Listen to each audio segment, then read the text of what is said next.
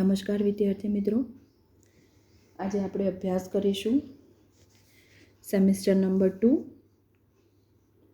Paper number CC CH 201, જેમાં આપણો જે ચાલુ યુનિટ છે એટલે કે આપણો ત્રીજા નંબરનો યુનિટ રાસાયણિક ગતિશાસ્ત્ર કેમિકલ કાઇનેટિક. વિદ્યાર્થી મિત્રો, આપણે ગયા લેક્ચરમાં ચર્ચા કરી હતી દ્વિતીય ક્રમની પ્રક્રિયા.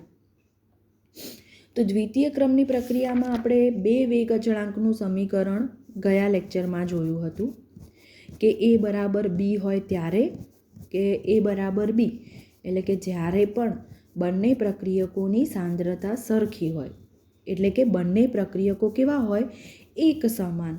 તો એ દરમિયાન એના આપણે વેગ અચળાંકનું સમીકરણ જોયું અને ત્યારબાદ આપણે દ્વિતીય ક્રમની બીજી પ્રક્રિયા એટલે કે જ્યારે બંને પ્રક્રિયકોની સાંદ્રતા સમાન ન હોય, એટલે કે A is not equal to B હોય ત્યારે આપણે વેગ અચળાંકનું સમીકરણ જોયું.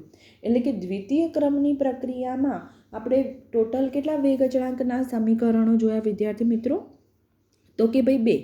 કયા કયા? કે જ્યારે A બરાબર B છે એ વખતે વેગ અચળાંકનું સૂત્ર, અને જ્યારે A બરાબર B નથી ત્યારે વેગ અચળાંકનું સૂત્ર. A બરાબર B નથી એટલે કે બંને પ્રક્રિયકો જે છે એ કેવા પ્રકારના હશે? અલગ અલગ પ્રકારના. તો આટલું આપણે ગયા લેક્ચરમાં આપણે આની ચર્ચા કરી હતી. હવે આપણે જે ભણવાનું બાકી છે એ છે દ્વિતીય ક્રમની લાક્ષણિકતાઓ. તો આપણે બે વેગ અચળાંકના સમીકરણ તો જોઈ ચૂક્યા. હવે આપણે ચર્ચા કરીશું દ્વિતીય ક્રમની પ્રક્રિયાની લાક્ષણિકતાઓ. તો હવે લાક્ષણિકતામાં આપણે જોઈએ પહેલું જ, તો આપણને એવું કીધું છે કે દ્વિતીય ક્રમની પ્રક્રિયાના વેગ અચળાંકનું મૂલ્ય.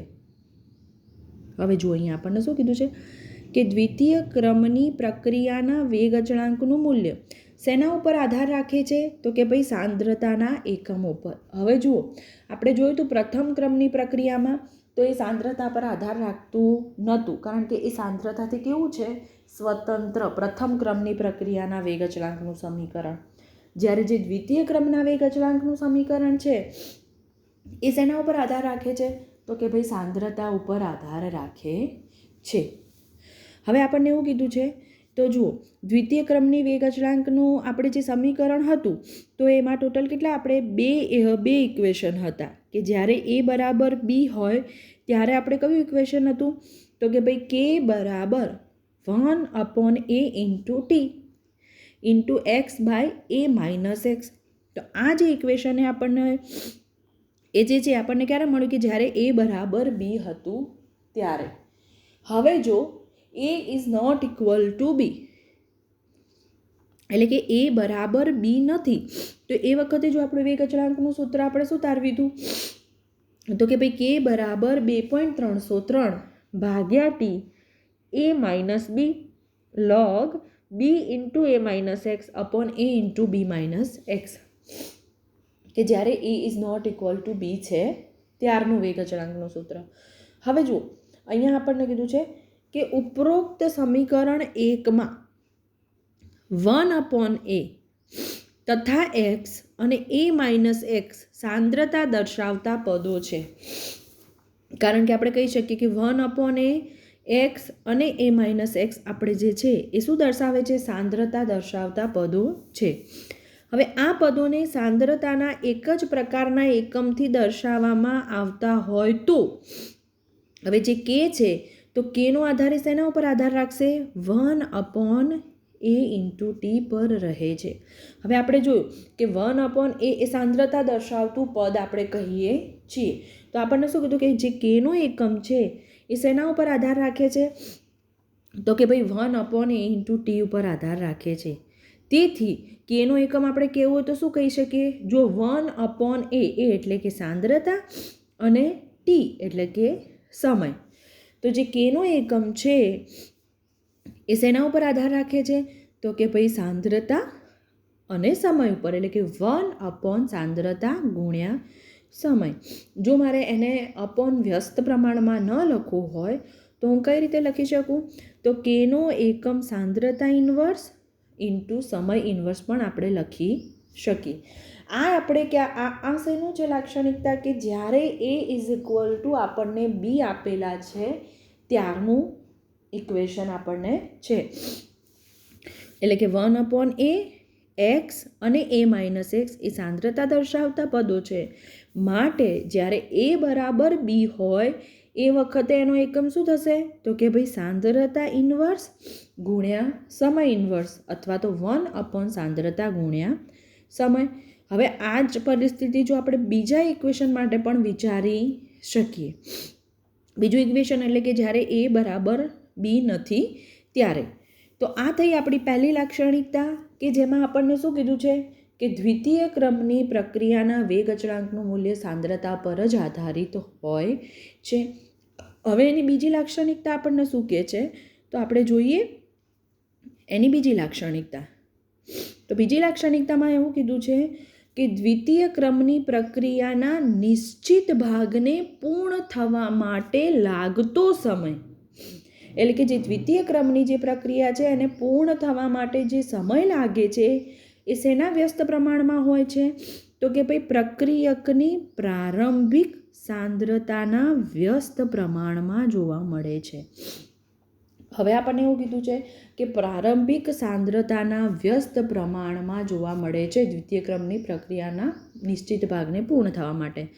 તો હવે આપણે એના માટે આપણે એવું ધારીએ કે જો આપણે આ તો આખી પ્રક્રિયા પૂર્ણ થવા માટેનું કીધું છે. હવે જો આપણે એવું ધારીએ કે જો અડધી પ્રક્રિયા પૂર્ણ થવા માટે લાગતો સમય આપણે ટી ધારીએ કે આપણે જે પૂરી નહીં પણ અડધી પ્રક્રિયા માટેનો જો સમય આપણે ટી લઈએ તો એક્સ બરાબર શું થશે જેમ પ્રથમ ક્રમની પ્રક્રિયા માટે આપણે જોયું હતું એટલે કે a/2.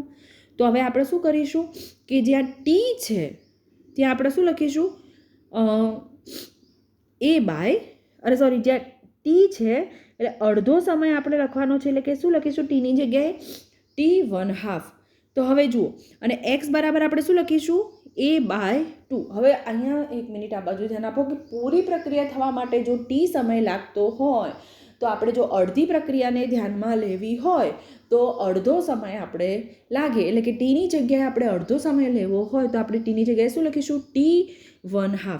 તો હવે જુઓ કે જ્યારે એ બરાબર બી છે એ વખતનું આપણે જો સૂત્ર લઈએ તો કે આ રીતનું હતું કે બરાબર 1/a ઇન્ટુ ટી. હવે ટી શું છે આપણો અડધી સમયની પ્રક્રિયા પૂર્ણ થવા માટેનો સમય એટલે કે ટી બરાબર અહીંયા શું થશે એની જગ્યાએ આપણે શું લખીશું t1/2. ત્યારબાદ એક્સ બરાબર હવે અડધી છે એટલે આપણે પ્રક્રિયક પણ અડધો વપરાયો છે તો આપણે એક્સની જગ્યાએ એની સાંદ્રતા શું લખીશું અડધી એટલે કે a/2 upon a minus x. તો એક્સની જગ્યાએ શું લખીશું આપણે a/2 એટલે કે એક્સ બરાબર અહીંયા આપણને કીધું છે કે આપણે એક્સ બરાબર શું લખવાના છે a/2. હવે આપણે શું કરીશું આનું સાદું રૂપ આપીશું. તો જ્યારે આપણે આનું સાદું રૂપ આપીએ તો જુઓ અહીંયા આપણને શું મળશે a/2 1/a ઇન્ટુ t1/2. હવે આ 2a માઇનસ a એટલે a/2 અને અહીંયા પણ શું થશે a/2 એટલે ઉડી જશે તો શું વધશે ખાલી 1/a ઇન્ટુ t1/2. એટલે કે આપણને k બરાબર શું મળશે તો કે ભાઈ k બરાબર 1/a ઇન્ટુ t1/2. કારણ કે જો અહીંયા શું છે 2a બરાબર એટલે અહીંયા શું થશે 2 એક મિનિટ ફરીથી સમજાવજો તમને કે અહીં આનું સાદુરૂપ શું થશે a/2 એટલે કે આનું સાદુરૂપ આપણને શું જોવા મળશે a/2 એટલે કે અહીંયા ઉપર પણ a/2 છે અને અહીંયા પણ a/2 છે એટલે આખું પદ ઉડી જશે તો આપણને k બરાબર ખાલી શું મળશે 1/a ઇન્ટુ t1/2. એટલે કે જો અહીંયા આપણને શું મળ્યું તો કે ભાઈ k બરાબર 1/a ઇન્ટુ t1/2. હવે આપણે શું જોઈએ છીએ અડધો સમય t1/2. તો હવે આપણે t1/2 જોઈએ છે તો આપણે શું કરીશું t1/2 ને કરતા બનાવીશું. તો t1/2 ને આપણે જો કરતા બનાવીએ એટલે કે t1/2 બરાબર 1/a ઇન્ટુ k. હવે આપણને શું કીધું છે કે નિશ્ચિત ભાગને પૂર્ણ થવા માટે લાગતો સમય પ્રક્રિયકની પ્રારંભિક સાંદ્રતાના વ્યસ્ત પ્રમાણમાં. તો હવે મારે આને આ રીતે લખવું હોય તો કે ભાઈ T1/2 પ્રપોઝનલ 1/A, એટલે કે આ એના ઉપરથી સાબિત થાય કે દ્વિતીય ક્રમની પ્રક્રિયાના નિશ્ચિત ભાગને પૂર્ણ થવા માટે જે સમય લાગે છે એ પ્રારંભિક સાંદ્રતાના વ્યસ્ત પ્રમાણમાં આપણને જોવા મળે છે. તો આ તો આપણે કઈ પરિસ્થિતિ માટે વિચાર્યું કે જ્યારે A બરાબર B છે એ વખતે. આની આ જ તમે પરિસ્થિતિ A is not equal to B માટે પણ વિચારી શકો. તમે આ રીતે જે A is not equal to B છે એના ઇક્વેશનમાં તમે Tની જગ્યાએ T1/2 મૂકો અને Xની જગ્યાએ A/2 મૂકો તો પણ તમને આ રીતનું જ એટલે કે T1/2 પ્રપોઝનલ 1/A તમને જોવા મળશે. એટલે કે આપણી જે બીજી લાક્ષણિકતા છે એ આપણને શું જોવા મળશે તો કે ભાઈ દ્વિતીય ક્રમની પ્રક્રિયાના નિશ્ચિત ભાગને પૂર્ણ થવા માટે જે સમય લાગે છે એ પ્રારંભિક સાંદ્રતાના વ્યસ્ત પ્રમાણમાં આપણને જોવા મળે છે. તો આ થઈ એની બીજી લાક્ષણિકતા. હવે ત્રીજી લાક્ષણિકતામાં આપણને શું કીધું છે કે દ્વિતીય ક્રમની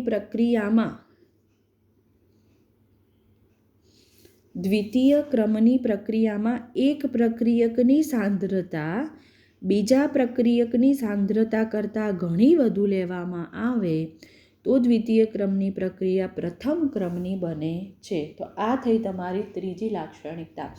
હવે આ લાક્ષણિકતામાં જુઓ તમને શું કીધું છે કે દ્વિતીય ક્રમની પ્રક્રિયામાં બંને પ્રક્રિયકની જો સાંદ્રતા સમાન લેવામાં આવે તો પ્રક્રિયા દ્વિતીય ક્રમની બનશે. પણ જો બંને પ્રક્રિયકની સાંદ્રતામાં એક પ્રક્રિયકની સાંદ્રતા તમે બીજા પ્રક્રિયકની સાંદ્રતા કરતાં જો વધુ લેશો તો ફરી પાછી એ પ્રક્રિયા કયા ક્રમની બનશે તો કે ભાઈ પ્રથમ ક્રમની બને છે. તો હવે અહીંયા જુઓ સમીકરણ આપણું જે 2 એટલે કે આપણે જે શોધ્યું હતું એ તો એમાં આપણને K બરાબર હવે જુઓ આ સમીકરણ જે છે 2.303 Ta-B log B A-x/A B-x. હવે જો વિદ્યાર્થી મિત્રો એ શેનું સૂત્ર છે તો જુઓ આપણે જોઈએ આ સૂત્ર શેનું છે કે જ્યારે A is not equal to B છે એ વખતનું આપણને સૂત્ર આપી દીધું છે. હવે A ઇઝ નોટ B છે એના વખતનું આપણને અહીંયા સૂત્ર આપ્યું છે. હવે જુઓ અહીંયા આપણે જોઈએ કે ધારો કે એનું મૂલ્ય હવે આપણે ધારવાનું છે કે A પ્રક્રિયક પણ અલગ છે અને B પ્રક્રિયક પણ અલગ છે. હવે તમને એવું કીધું છે કે જો એનું મૂલ્ય B કરતાં અનેક ગણું વધુ હોય તો B તથા Xનું મૂલ્ય એનું મૂલ્ય B કરતાં અનેક ગણું વધુ હોય એટલે કે એનું મૂલ્ય કેવું હશે B કરતાં વધારે તો B તથા Xનું મૂલ્ય એના સંદર્ભમાં આપણે અવગણી શકાય. હવે જુઓ A અને B બંને પ્રક્રિયક છે. હવે એમાં અહીંયા આપણને શું કીધું છે કે પ્રક્રિયક એની સાંદ્રતા B કરતાં ઘણી વધારે છે. તો હવે જો એની સાંદ્રતા વધારે હોય તો એની સાપેક્ષમાં જે પદો છે એને આપણે શું કરીશું અવગણીશું. તો જુઓ તો આપણે કયા પદોને અવગણીશું તો કે ભાઈ X ને આપણે એના સંદર્ભમાં અવગણી શકીએ. તો હવે જો આપણે એના સંદર્ભમાં અવગણવામાં આવે તો જુઓ આ જે છે સમીકરણ એ કેવું બનશે આ રીતનું બનશે એટલે કે K બરાબર 2.303 ભાગ્યા T ઇન્ટુ A કારણ કે બીને આપણે શું કરીશું અવગણીશું log B into A minus x એટલે કે આ એક્સને પણ આપણે અવગણવાનું છે એટલે કે log B ઇન્ટુ A ભાગ્યા A into B minus x. બરાબર છે. હવે શું થશે આ એ જે છે એ શું થશે ઉડી જશે. બરાબર છે. હવે આપણે શું કરવાનું છે કે તો શું વધશે તો કે ભાઈ K into A 2.303 T log B upon B minus x. હવે જો અહીંયા આપણને શું કીધું છે કે એનું મૂલ્ય મોટું હોવાથી આપણે એને શું કરીશું અચળ ગણીશું. હવે આ જે A છે આપણો પ્રક્રિયક A માટે આ સમીકરણની પ્રથમ ક્રમની પ્રક્રિયાના વેગ અચળાંકના સમીકરણ જેવું બનશે. તો હવે આપણને આ જે ઇક્વેશન મળ્યું એ કઈ પ્રક્રિયા જેવું મળશે તો કે ભાઈ પ્રથમ ક્રમની પ્રક્રિયા જેવું આપણને ઇક્વેશન જોવા મળે છે. તો આ થઈ આપણી દ્વિતીય ક્રમની પ્રક્રિયા માટેની ત્રીજી લાક્ષણિકતા. તો જો વિદ્યાર્થી મિત્રો આપણે ટોટલ કેટલી લાક્ષણિકતા જોઈ 3 લાક્ષણિકતા જોઈ. તો જોઈએ આપણે કે આપણે પહેલી લાક્ષણિકતા જે હતી એમાં આપણે શું જોયું તો કે ભાઈ દ્વિતીય ક્રમની પ્રક્રિયાના વેગ અચળાંકનું મૂલ્ય કેવું હશે? સાંદ્રતાના એકમ ઉપર આધાર રાખે છે. તો એનો એકમ આપણને શું મળ્યો? એટલે કે સાંદ્રતા ઇન્વર્સ ઇન્ટુ સમય ઇન્વર્સ. બીજી લાક્ષણિકતામાં આપણને એવું કીધું છે કે એને નિશ્ચિત ભાગને પૂર્ણ થવા માટે જે લાગતો સમય હોય એ પ્રારંભિક પ્રક્રિયાના વ્યસ્ત પ્રમાણમાં આપણે જોવા મળે છે, એ આપણે જોયું. અને ત્રીજી લાક્ષણિકતામાં આપણને એવું કીધું છે કે દ્વિતીય ક્રમની પ્રક્રિયામાં જો એક પ્રક્રિયકની સાંદ્રતા વધારે લેવામાં આવે તો ફરી પાછી એ પ્રક્રિયા કયા ક્રમની બને છે? પ્રથમ ક્રમની. તો વિદ્યાર્થી મિત્રો, આ થઈ તમારી 3 લાક્ષણિકતાઓ. હવે જુઓ, એક્ઝામમાં ક્વેશ્ચન કેવી રીતે પૂછાય તો હું તમને કહું કે કાં તો તમને એ રીતે પૂછાશે કે જો બંને પ્રક્રિયકની સાંદ્રતા સમાન હોય એટલે કે A બરાબર B હોય એ વખતે વેગ અચળાંકનું સમીકરણ અને તેની લાક્ષણિકતાઓ જણાવો 9 માર્ક્સમાં. જો એ રીતે ના પૂછાય તો કે ભાઈ A is not equal to B હોય એ વખતની એની લાક્ષણિકતાઓ અને એના વેગ અચળાંકનું સમીકરણ તારવો. એટલે કે લાક્ષણિકતાઓ બંનેની સેમ જ છે, A બરાબર Bની પણ અને A is not equal to Bની પણ. એટલે કાં તો તમને લાક્ષણિકતા વત્તા A બરાબર B માટેના વેગ અચળાંકનું સમીકરણ અથવા તો A is not equal to B માટેના વેગ અચળાંકનું સમીકરણ માટેનું પૂછાઈ શકે. તો આ થઈ તમારી દ્વિતીય ક્રમની પ્રક્રિયા. તો આપણે ટોટલ જુઓ, પહેલાં પ્રથમ ક્રમની પ્રક્રિયા માટેના વેગ અચળાંકનું સમીકરણ અને એની લાક્ષણિકતા. દ્વિતીય ક્રમની પ્રક્રિયા માટે આપણે 2 વેગ અચળાંકના સમીકરણ જોયા, A બરાબર B અને A is not equal to B, અને એની લાક્ષણિકતાઓ જોઈ. અને હવે આપણે જોઈશું તૃતીય ક્રમની પ્રક્રિયા માટેના વેગ અચળાંકનું સમીકરણ, અને ત્યારબાદ આ વેગ અચળાંકનું સમીકરણ જોયા પછી આપણે શું જોઈશું? એની લાક્ષણિકતાઓ, એટલે કે rate equation for a third order reaction. હવે જુઓ, તૃતીય ક્રમની પ્રક્રિયામાં આપણને કેટલા પ્રક્રિયક લઈશું વિદ્યાર્થી મિત્રો? કે ભાઈ 3 પ્રક્રિયક. કે જે પ્રક્રિયામાં 3 પ્રક્રિયક વપરાયેલા હોય એને આપણે કઈ પ્રક્રિયા કહી શકીએ? તૃતીય ક્રમની પ્રક્રિયા આપણે કહી શકીએ. તો હવે આપણે જોઈએ તો હું જુઓ તમને અહીંયા લખીને બતાવું કે અહીંયા કેટલા પ્રક્રિયક હશે? તો કે ભાઈ 3 પ્રક્રિયક, A પ્લસ A અને એમાંથી આપણને શું મળશે? નિપજ. બરાબર છે. હવે સેમ કે જ્યારે T બરાબર 0 સમયે એટલે કે જ્યારે પણ પ્રક્રિયાની શરૂઆત થઈ નથી એ સમય એની સાંદ્રતા કેટલી હશે? તો કે ભાઈ 100%. તો કે ભાઈ ત્રણેયની સાંદ્રતા કેવી હશે? T બરાબર 0 સમયે 100% એટલે કે સ્મોલ a અને સ્મોલ a. હવે સાંદ્રતા T બરાબર 0 સમય સાંદ્રતા અહીંયા તમને 100% મળશે પ્રક્રિયકની, જ્યારે પ્રક્રિયાની શરૂઆત નહીં થઈ હોય ત્યારે. તો એ સમયે તમને નિપજ કેટલી મળશે? તો કે ભાઈ 0%. જેમ જેમ પ્રક્રિયાની શરૂઆત થાય અને જેમ જેમ પ્રક્રિયા આગળ વધે તો એ વખતે એની સાંદ્રતા કેટલી આવશે? એટલે કે જો સાંદ્રતામાંથી x જથ્થો વપરાતો હોય તો અહીંયા શું આવશે? A minus x, A minus x, A minus x. તો અહીંયા કેટલો જથ્થો વપરાણો નિપજમાં? તો કે ભાઈ x જેટલો જથ્થો વપરાણો. બરાબર છે. એટલે કે જો આપણે કહેવું હોય તો શું કહી શકીએ કે ધારો કે પ્રક્રિયક એની શરૂઆતની સાંદ્રતા આપણને કેટલી મળી છે? ત્રણેયની. તો કે ભાઈ એ મોલ પ્રતિ લિટર છે. હવે જેમ જેમ સમય જાય છે એટલે કે T સમય બાદ x મોલનું શેમાં રૂપાંતર થાય છે? નિપજમાં રૂપાંતર થાય. તો એ વખતે આપણને સાંદ્રતા કેટલી મળે છે? તો કે ભાઈ A માઇનસ x. હવે સેમ આપણે પહેલાં પણ જોયું હતું કે પ્રક્રિયકોની સાંદ્રતા શેના સમપ્રમાણમાં હોય છે? તો કે ભાઈ પ્રક્રિયા વેગના સમપ્રમાણમાં હોય. તો મારે લખવું હોય તો હું શું લખીશ? dx by dt is proportional A minus x into A minus x. કારણ કે કેટલા પ્રક્રિયક છે? 3 પ્રક્રિયક છે માટે જો હું પ્રપોઝનલ દૂર કરું તો એની જગ્યાએ હું શું મૂકીશ? વેગ અચળાંક એટલે કે dx by dt is equal to કે એ માઇનસ એક્સ અને એ માઇનસ એક્સ. હવે જો મારે આને લખવું હોય તો હું કઈ રીતે લખી શકું? તો કે ભાઈ dx by DT is equal to કે ઇન્ટુ એ માઇનસ એક્સનો ક્યુબ. સોરી, સ્ક્વેર નહીં આવે કારણ કે કેટલા છે? ક્યુબ, એટલે કે A minus X raise to 3. હવે અહીંયા જે કે છે એને આપણે શું કહીશું?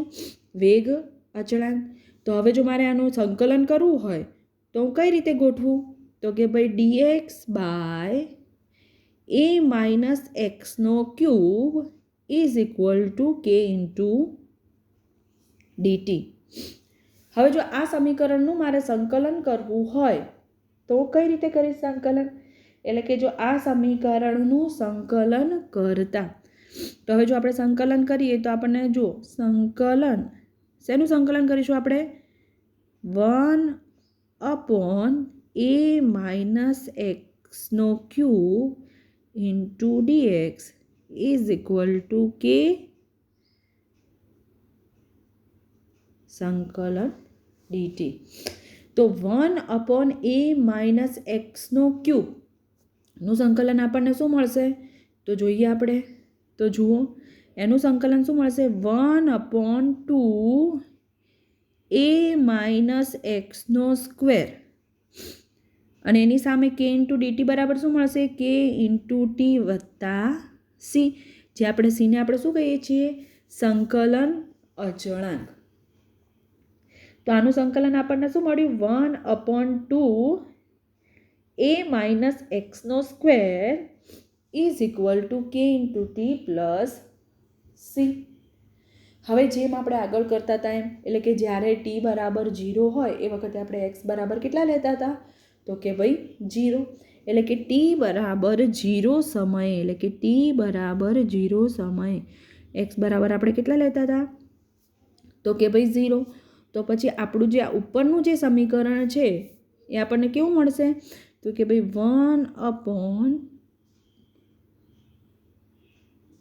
1/2a નો square is equal to C.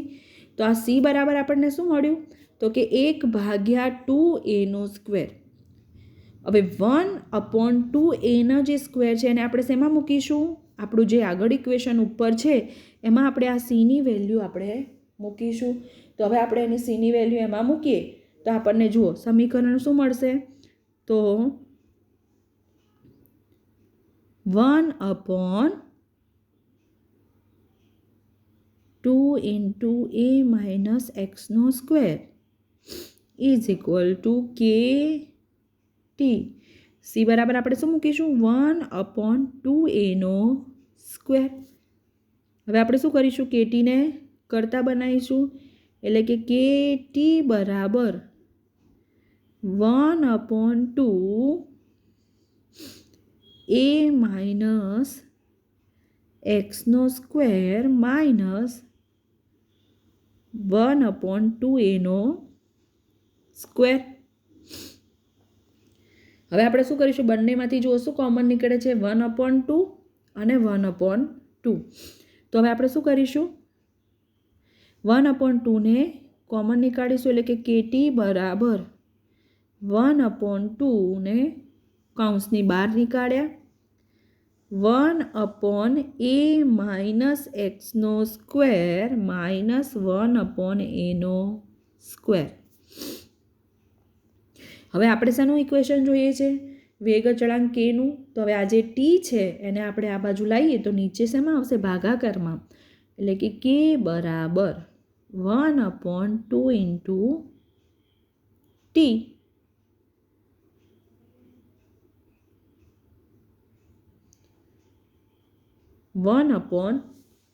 a minus એક્સનો સ્ક્વેર માઇનસ 1/a નો સ્ક્વેર. હવે આપણે શું કરીશું? આનું સાદું રૂપ આપીશું 1/a minus x square minus 1/a નો સ્ક્વેર. તો જ્યારે આપણે એનું સાદું રૂપ આપીએ તો આપણને જો આ રીતનું પદ મળશે,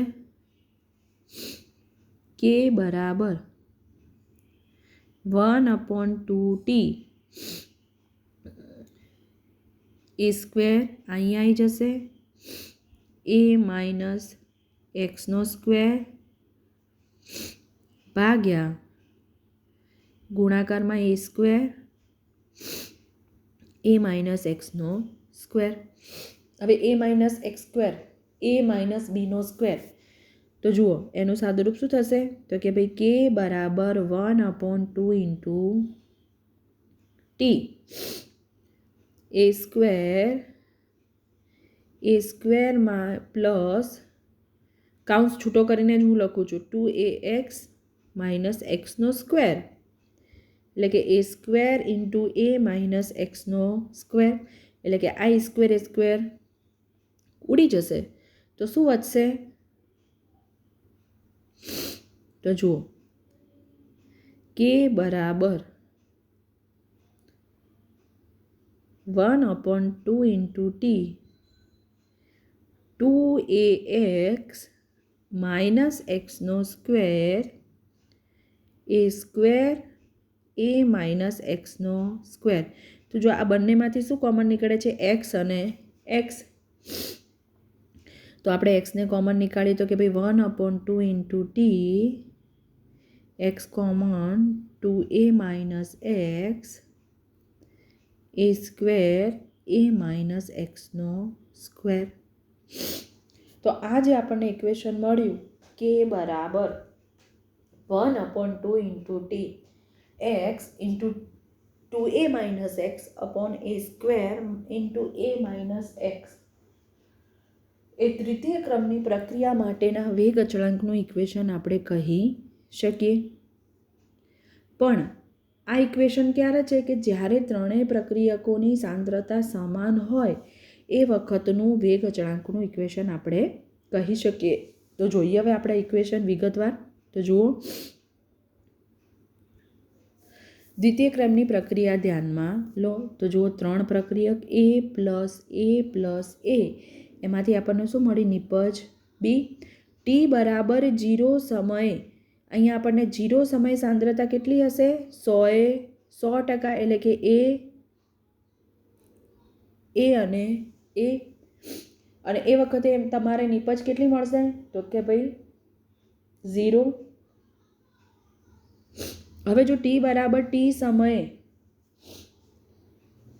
પ્રક્રિયાની શરૂઆત થાય એ વખતે આપણને સાંદ્રતા કેટલી મળશે? એ માઇનસ એક્સ અને એ માઇનસ એક્સ, એટલે કે એક્સ જેટલો સાંદ્રતાનો જથ્થો વપરાણો. હવે જુઓ, ધારો કે પ્રક્રિયક એની શરૂઆતની સાંદ્રતા એ મોલ પ્રતિ લિટર આપણને આપી છે.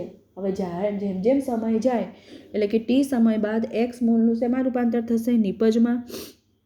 તો એ વખતે એની સાંદ્રતા કેટલી હશે? એ માઇનસ એક્સ. હવે આપણે જોયું કે રાસાયણિક ગતિશાસ્ત્રના નિયમ અનુસાર કે પ્રક્રિયા જે વેગ છે એ પ્રક્રિયકોની સાંદ્રતાના સમપ્રમાણમાં જોવા મળે છે, એટલે કે dx by dt is proportional a minus x into a minus x into a minus x. હવે આપણે શું કરીશું આગળ? પ્રપોઝનલ દૂર કરીએ તો આપણને જો આ રીતનું સૂત્ર મળશે, dx by dt is equal to k a minus x into a minus x into a minus x, એટલે કે a minus xનો ક્યુબ, જ્યાં k ને આપણે શું કહીએ છીએ? વેગ અચળાંક, એટલે કે dx upon a minus xનો cube is equal to k into dt. હવે જો આ સમીકરણનું સંકલન કરવામાં આવે તો કે ભાઈ 1/a minus x ક્યુબનું આપણે સંકલન કરીશું અને k ઇન્ટુ ડીટીનું.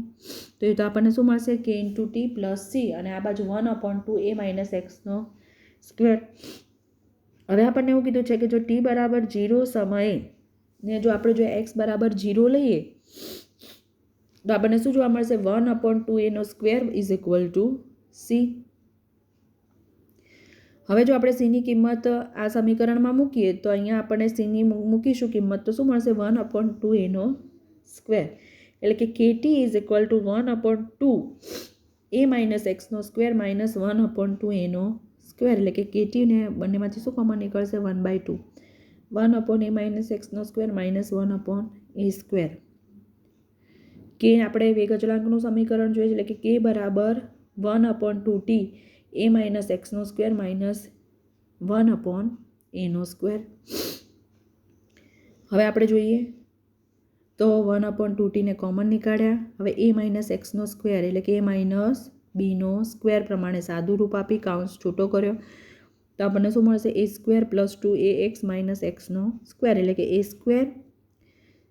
into a-x². આ બંને ઉડી જશે. બંનેમાંથી x કોમન નીકાળો એટલે કે 2a - x / a-x².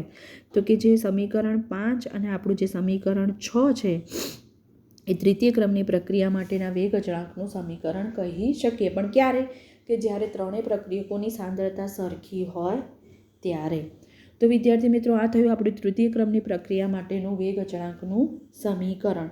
હવે ત્યારબાદ દ્વિતીય ક્રમની પ્રક્રિયકોની લાક્ષણિકતા માટેની અથવા તો તૃતીય ક્રમની પ્રક્રિયાઓની લાક્ષણિકતા એ આપણે નેક્સ્ટ લેક્ચરમાં જોઈશું. Thank you.